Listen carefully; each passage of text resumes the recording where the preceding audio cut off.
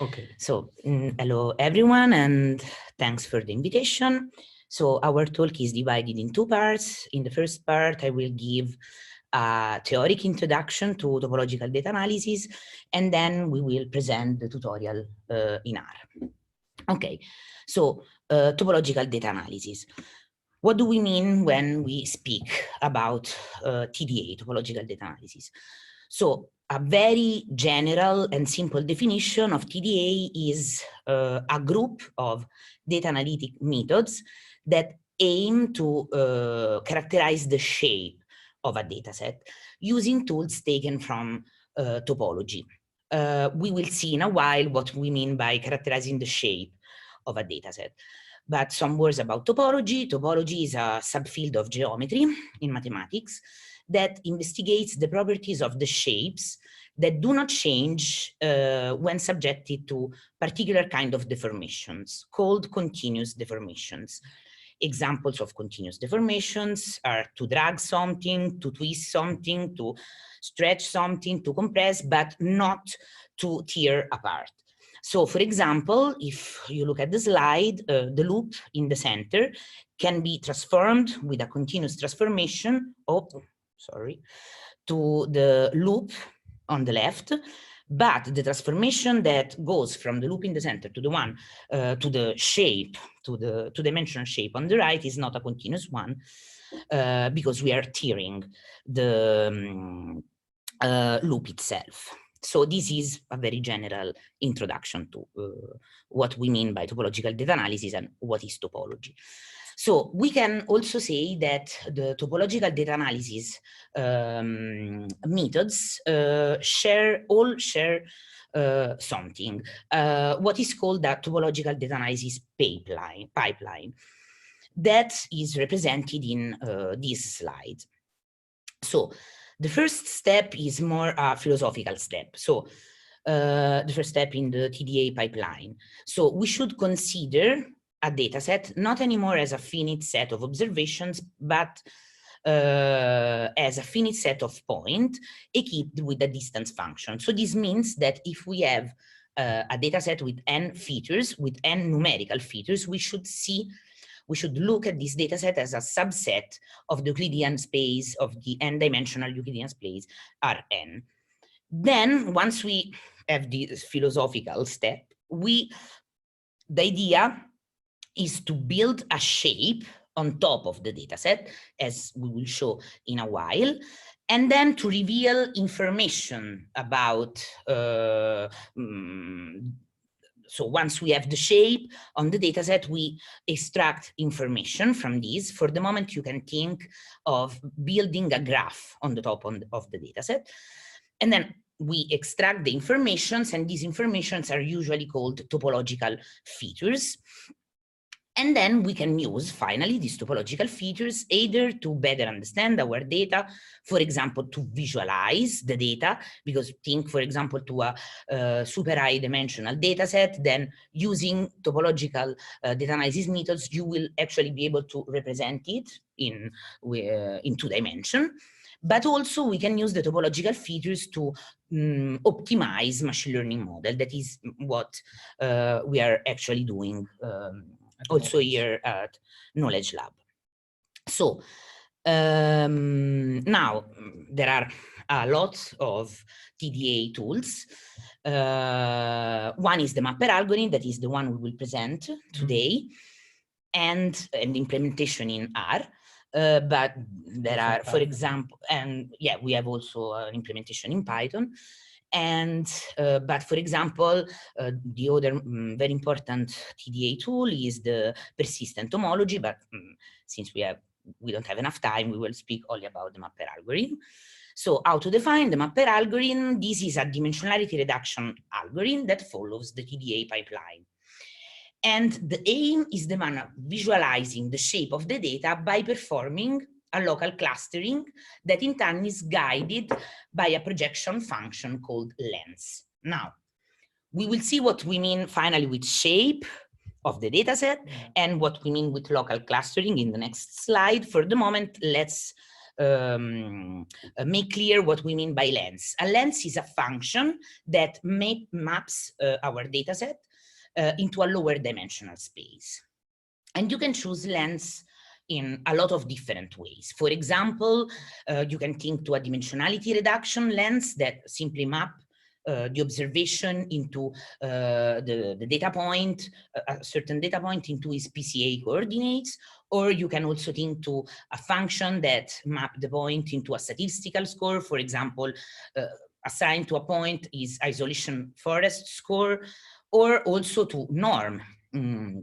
For example, the L-infinity norm that assign to each data point that will have n features, whatever, the maximum among the absolute values of its features value. The mapper algorithm appeared for the first time in 2007, and here in the slide you can see the citation to the original paper from Singh et al. So finally, here you are the steps of the mapper algorithm. So here in the figure on the left, you see a two-dimensional data set. So the black points in the figure. And so the first step is the one of projecting this data set that is two-dimensional in a lower dimensional space. So in a one-dimensional space, the real line. In this example, right?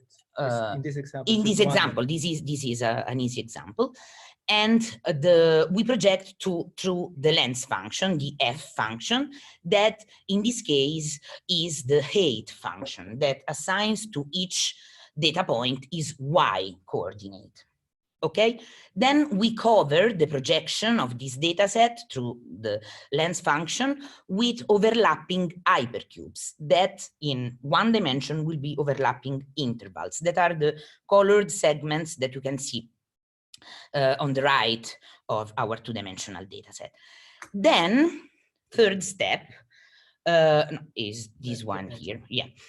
And third step, we consider for each one of these intervals the counter image through the function f in the original two-dimensional space, and we apply a clustering algorithm to each of the counter image. So for example, for the first interval, U1, the counter image will be given by this point, these, and these, and we cluster these counter image using a clustering algorithm. For example, for the U2 interval, we will find 2 clusters in the counter image. And then each cluster will become a node of a graph, and each time 2 clusters share at least one point, there will appear an edge. And so we end up with the visualization with the graph that we have on the right.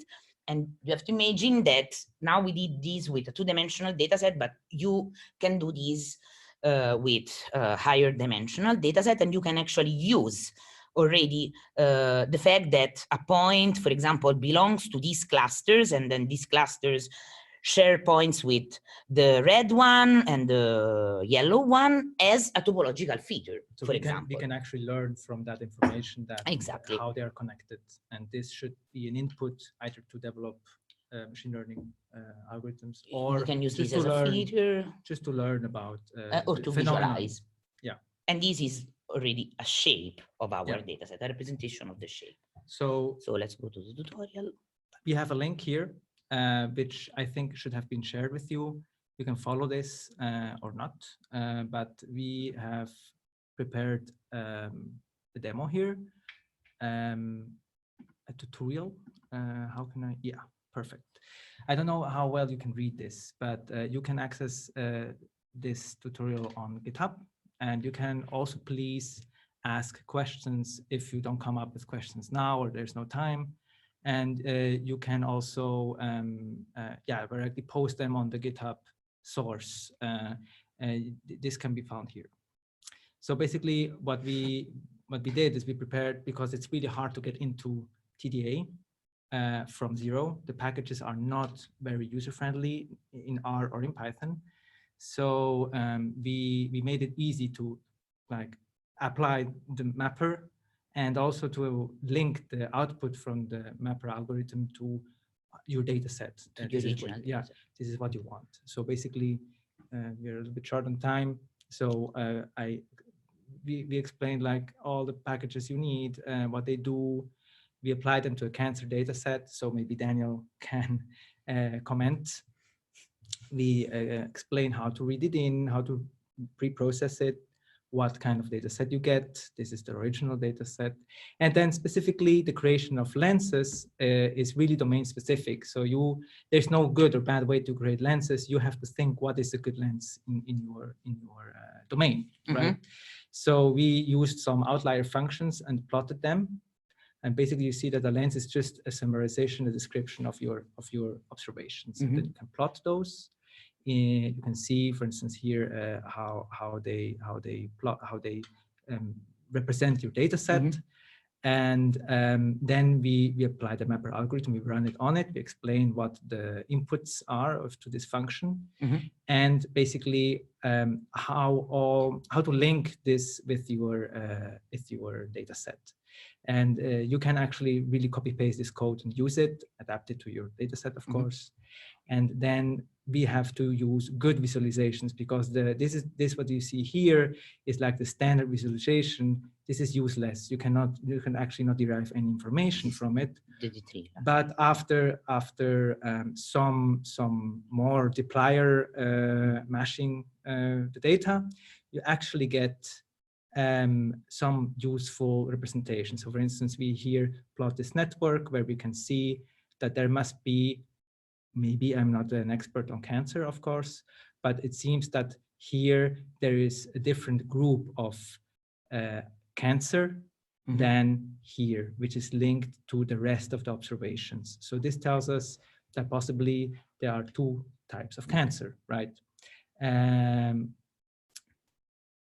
It is important to make those things interactive. So if you, for instance, hover over those things, you can see actually some other features of the data set, like concavity. I chose this randomly because I have no idea what this means, but it might be important. So you can choose like the features you want to see on top of the map.